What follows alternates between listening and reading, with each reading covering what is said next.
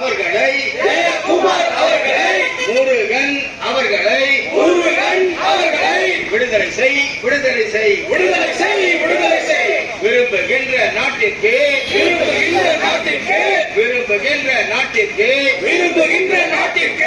அவர்களை அனுப்பி வை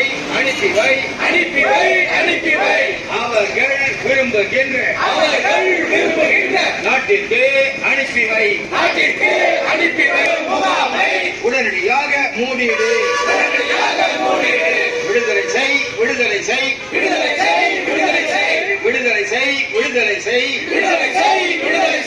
தமிழக அரசு நீண்ட காலமாக இஸ்லாமிய சிறைவாசிகள்